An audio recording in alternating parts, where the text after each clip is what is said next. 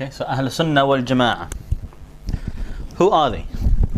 You know, what are their names, titles, descriptions? What are their attributes? Okay, because we've understood already that obviously this is the saved sect. So if we want to be part of them, we want to make sure that we match their description. If we don't, we need to change ourselves in order to match the description.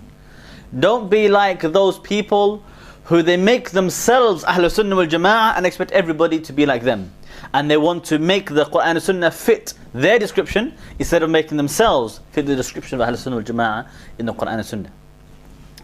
The title or the name Ahlus Sunnah wal Djama'ah, you know, some people said is not from, you know, found in the evidences itself and everything else. But what we say about this is, you know, it is common use among the Salaf to use this term, and even there's a hadith of Ibn Abbas radiallahu anhu on the verse Surah Ali Imran, verse 103, I believe, or 102.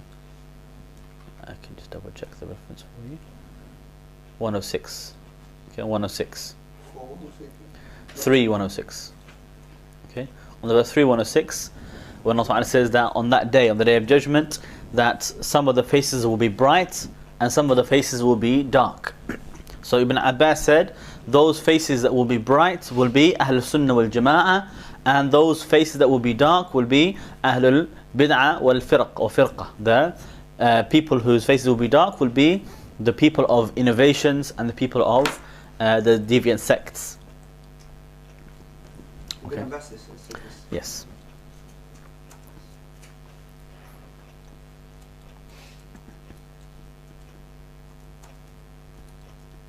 Okay. Some people differ about the authenticity of parts of this hadith, but it became very common usage among the Salaf, among the Tabi'een, and they use the term a lot to refer to the saved sect. So who are Ahlus Sunnah wal Djama'ah? Okay. Now, depending on how you use the term, if you're using the term in the context of the political disputes between the Ahlus Sunnah and Ahlus Shi'ah, then Ahlus Sunnah wal Djama'ah just means those people who are Sunni. Okay? So,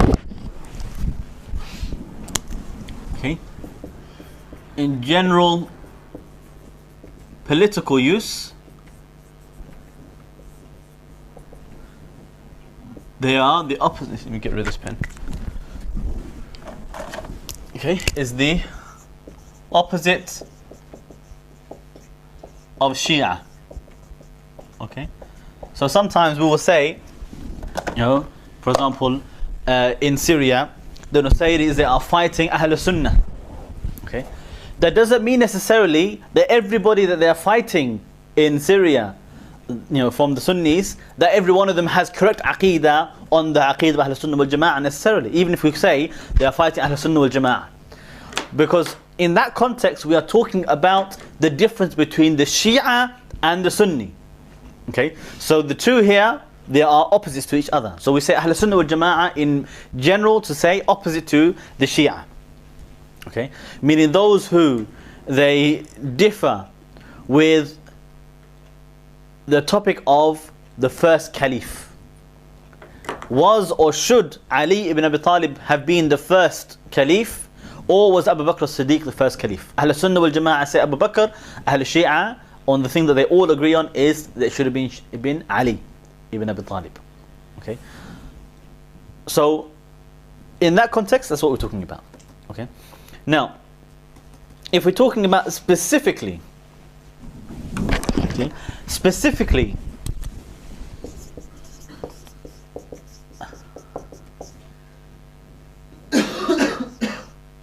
okay, if you want to say to specify specific people who are Ahlus Sunnah wal Jama'ah and whose beliefs and creed they are the correct aqidah, that is the saved sect, that is the different one out of all the 73 sects in hellfire, then we say it is the Sahaba.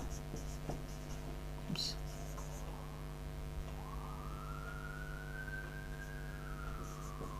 Okay, or we say the Prophet and the Sahaba and his companions. Prophet Muhammad sallallahu alayhi wasallam, okay, and the Sahaba. They are Ahlus Sunnah wal Djama'ah. Okay, there's no way for us to be from Ahlus Sunnah wal Djama'ah while we are on one track and they are on another track. While we have one aqeedah and they have a different aqeedah. We cannot be from Ahlus Sunnah wal Djama'ah because they are definitely from Ahlus Sunnah wal Djama'ah. They are the same sect. Okay, so when we talk about Ahlus Sunnah wal Djama'ah, it is those people who follow the Quran and Sunnah according to understanding of the companions, the understanding of the Prophet ﷺ and his companions. Okay, even we don't say, okay, and I don't use the term, when I say Salaf al-Salih or Ahlus Sunnah wal Jama'ah, I don't mean the Tabi'een. Okay, I don't mean the Tabi'een. I don't mean the second or third generation. Okay, because not everybody from the second generation, from the Tabi'een, is from Ahlus Sunnah wal Jama'ah. Okay, there are many deviant sects from the second and third generations. The Khawarij were in the second generation. The Mu'tazila came from the Tabi'een. All these different sects, Jahmiyyah, Karamiyyah, these were from the Tabi'een as well. So it's not just because they are born earlier that they become from Ahlus Sunnah wal Jama'ah. What is the deciding factor is the Sahaba, the companions, the Prophet and the companions. So anybody from the Tabi'een who follows in the footsteps and understanding of the companions, then they are from Ahlus Sunnah wal Jama'ah, even if they were from 100th century later. Okay, because what makes them is following the understanding of the companions. The Prophet ﷺ, he said that خير القرون قرني, the best of generations is my generation. Okay, meaning the companions. And then those who followed them, and then those who follow them after. Okay.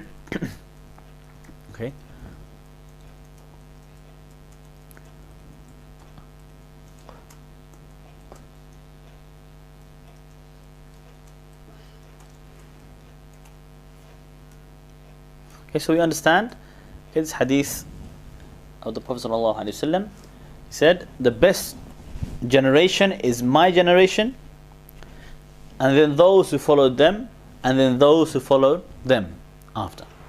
Okay. So the best are the Sahaba, and then any among those after them who follow the Sahaba, they are the best. Out of the entire Ummah, after the Sahaba, we say the second and third generations, if they follow the companions of Rasulullah sallallahu alaihi wasallam.